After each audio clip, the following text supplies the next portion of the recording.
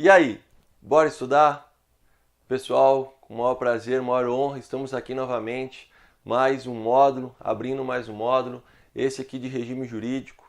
Então, após nós termos essas leis sancionadas, publicadas, promulgadas, estamos aqui para falar principalmente das alterações que essas leis trouxeram para nós no regime jurídico e principalmente para abordarmos esses pontos que com certeza serão destaque na sua prova. Obviamente, nós faremos um estudo, como nos outros módulos, abordando toda a legislação, mas aqui especificamente no regime jurídico, eu sempre irei destacar alguns pontos com vocês que são mais propícios de vir em prova e principalmente que vêm na abordagem dessas alterações legislativas, lembrando que as bancas, os examinadores sempre estão atentos àquilo que mudou.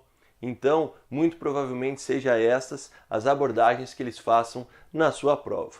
Mas, como não temos uma bola de cristal, infelizmente, nós faremos uma leitura de toda a parte da lei para que a gente venha conhecer esse regime jurídico. Eu não vou ler com vocês todos os artigos, porque isso você faria em casa e não tem a razão do curso. A minha intenção com esse curso é trazer para você a conceituação do que está aqui nessa lei, passar para você aqueles pontos principais, você vai tomando nota, durante a aula você vai anotando aqueles artigos que eu vou frisar um pouco mais, e então nos seus estudos, na sua leitura diária ou semanal, enfim, você então faça essa abordagem completa da lei e mande suas dúvidas para que assim eu possa te ajudar e você tenha um desempenho maravilhoso no dia da sua prova. Lembrando que para mim, o seu desempenho maravilhoso que me satisfaz é o gabarito. Não é 9 de 10, não é 14 de 15, mas é 15 de 15, é 10 de 10. Felipe, isso é possível? Isso é muito possível. Não por causa minha, mas por sua causa. Use sua dedicação, use tudo aquilo que você tem a favor de você e com certeza você vai conseguir e vai chegar lá. Tá ok? Vamos estudar então um pouquinho? Regime jurídico, abra comigo a sua lei, seja aí na sua apostila, seja no material em PDF que eu disponibilizei para você. Lembrando que você pode adquirir a nossa apostila também, se assim você tiver interesse. Nossa apostila está comentada, já obviamente com as leis atualizadas, isso aí não precisa nem falar. E aí você ali tem os grifos dos artigos que mais têm sido cobrados.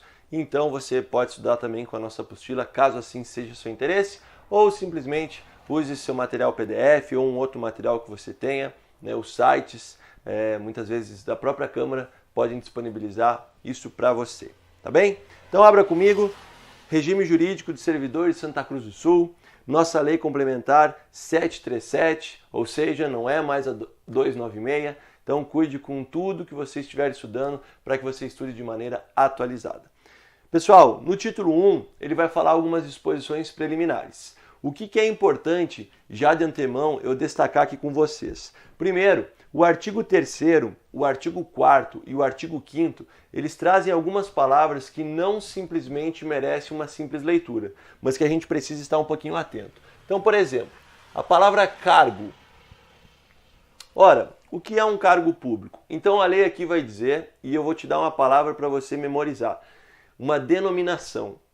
É o que vem lá na lei. O seu cargo que você vai fazer para médico. Lá vai dizer as atribuições desse cargo, o número, a remuneração desse cargo, ou seja, todas aquelas características que envolvem cargo público estará aqui. Então no artigo 3º você tem cargo público criado por lei, em número certo, com denominação própria, remunerado pelos cofres municipais. Tá bom? Você não pode confundir cargo público com o que vai vir abaixo, a investidura.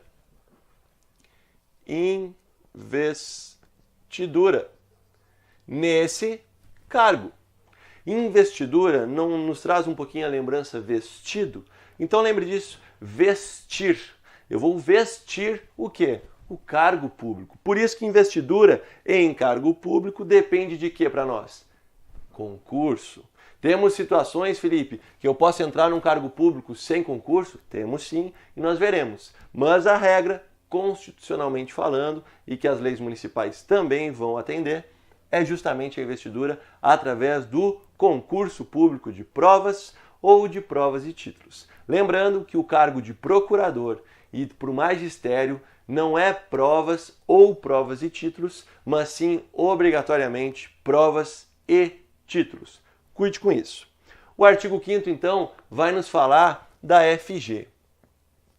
FG é muito famosa de cair em prova, então fique bastante atento. FG é uma função gratificada. Você tem ali no artigo 5º, função gratificada, instituída por lei, para atender cargos, e ali ele vai seguir.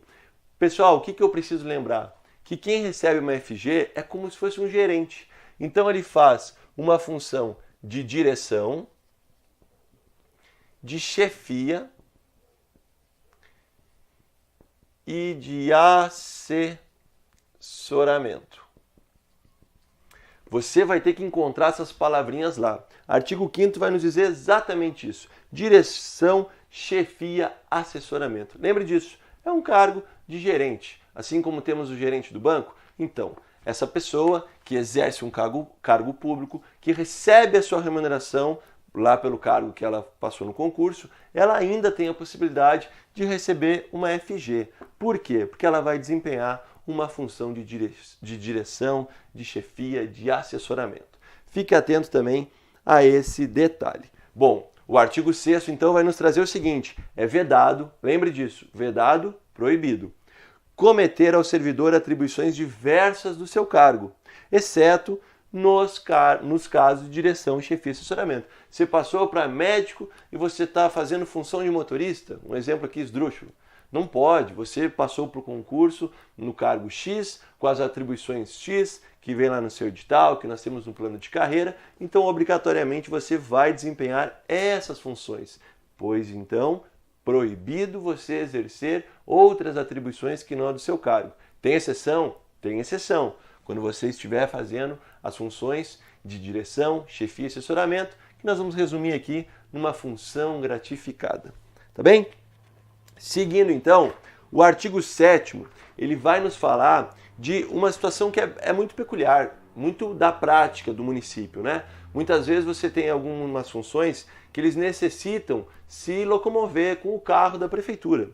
E muitas vezes não tem aquele motorista num número adequado para que venha atender todo mundo. Então aqui, esse artigo 7º, simplesmente ele vai nos trazer dessa possibilidade de, por exemplo, o procurador se deslocar até o fórum no carro, ele mesmo dirigindo, obviamente ele tendo essa habilitação, obviamente sendo um veículo da habilitação que lhe é pertinente. Pois então, a única situação que nós temos aqui, basicamente, é esta.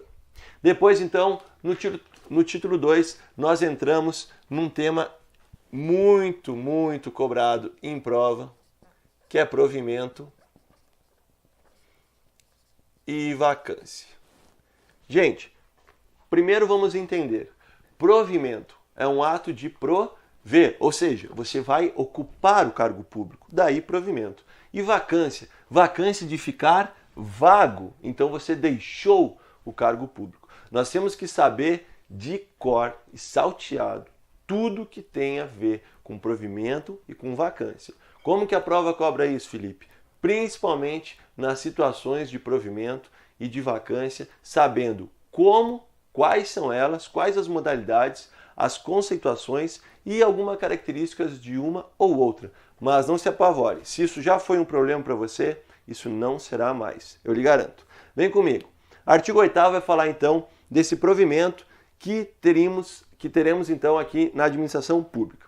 O artigo 9 nos fala da investidura em cargo público. Bom, concorda comigo? Se eu vou vestir esse cargo público, em que momento eu me invisto desse cargo público? É na prova? Não. É quando eu homologo o concurso? Não. Quando eu faço a inscrição para a prova? Também não. Quando sai o resultado da minha classificação, que eu fiquei em primeiro lugar? Também não. É com a posse. Então, é cansativo já de ver isso aqui em prova. Quando que se dá a investidura do cargo público? Com a posse. Decore isso. Então, o parágrafo único vai falar dos requisitos. Esses mesmos requisitos que você que já faz concurso sabe, vem sempre lá nos editais. Ser brasileiro, maior de 18, estar em dia com as suas atribuições. Aqui, então, com essas alterações que o regime jurídico fez, nós temos o inciso 6, eles fizeram uma lista extensa, vamos dizer assim, de certidões de negativa. criminal, civil. Achei importante e não se vê isso aqui em qualquer legislação de regime jurídico. Por isso, faça uma leitura e marque aquilo que você, poxa, isso aqui eu achei que não precisava, né? E aí você então marque aquilo ali para que você não fique na dúvida. O único destaque que eu quero fazer é do inciso 1. Ali fala ser brasileiro, nato ou naturalizado. Assista às aulas de constitucional, porque temos a diferença de nato e naturalizado, isso é importantíssimo. E nós temos aqui então o estrangeiro, na forma da lei. Felipe, o estrangeiro vai poder então ter condições de fazer? Vai poder. E você, inclusive, pode ser aí ficar em segundo lugar e o estrangeiro ficar em primeiro. Pode acontecer? Pode acontecer. Então aqui nós temos sim essa permissão, isso na forma da lei, e a própria Constituição Federal já nos traz então essa situação. O artigo 10 vai nos falar que os cargos públicos então serão providos por aquelas palavras, aquelas expressões você tem que memorizar. Então nós temos ali a nomeação, que é o mais simples, e o último, o sexto, que é o aproveitamento. Dito isso, nós vamos ficar com 4 R's. Né? Então olha comigo na ordem: recondução, readaptação, reversão e reintegração. Isso é cobrado, pessoal, com bastante ênfase. Todas as provas isso cai. Né? Para mim, inclusive, isso aqui já é martelo batido, de tanto que os candidatos sabem. Então, às vezes, acaba que gasta uma questão sem necessidade. No entanto, a nós cabe com certeza saber. A seção número 2, então, a partir do artigo 11, vai nos falar de concurso público. Então, vamos lá. O artigo 11 vai falar que cada concurso terá sua regulamentação especial, que deverá ser expedida pelo órgão e dar publicidade sem problemas. Vai ser assegurado pelo artigo 12 o acesso às pessoas com alguma deficiência, né, de se inscrever em concurso público para o provimento de cargos cujas atribuições sejam compatíveis. Então, dificilmente a prova vai abordar algum exemplo, então ela vai usar essas expressões importantes. A pessoa com deficiência, ela tem um cargo, ela pode ocupar um cargo? Claro que sim, mas esse cargo tem que ser compatível com a deficiência que essa pessoa possa vir a ter. Bom, aí o artigo 13 simplesmente vai narrar o que é deficiência. Então, esqueça que deficiência é só, por exemplo, a pessoa não ter uma perna ou não ter um braço. Não, deficiência está ligado a outros termos, como nós temos ali, por exemplo, as condições físicas, sensoriais ou mentais reduzidas. Por isso, cuide, não é apenas fisicamente. O artigo 14 vai nos trazer também que quando houver inscritos lá na condição do artigo 12, que justamente a deficiência, ficam assegurados 10% das vagas existentes para o cargo disputado individualmente ou até mesmo daqueles que venham a surgir durante a validade do concurso. Agora cuide comigo. Tudo que venha a ser prazo, tudo que venha a ser número, para concurso é importante. Porque eu sempre digo, concurso público não passa, em primeiro lugar, a pessoa mais inteligente. Coincidentemente, pode ser, mas passa quem decora melhor. Porque concurso público é isso, é decorar. A gente entende para facilitar, mas a decoreba justamente vai fazer a pessoa ficar em primeiro lugar ou não. Os incisos do artigo 14, que fala então dessa situação da deficiência, ela fala simplesmente como que vai se dar isso. Apenas faça uma leitura tranquilamente, mas imagine uma pessoa com deficiência, temos uma vaga, vai ser disponibilizada para ela, ela vai poder ocupar tranquilamente, não temos problemas quanto a isso. O artigo 15 diz que serão indeferidas as inscrições nessa condição dos candidatos que não encaminharem dentro do prazo e forma prevista no edital o laudo médico. Se eu tenho uma deficiência, eu preciso comprovar. Como eu comprovo isso? Com laudos médicos. Se eu não comprovar, inscrição indeferida. Tá joia? O artigo 16 vai falar então das nomeações, que vão ser da seguinte maneira.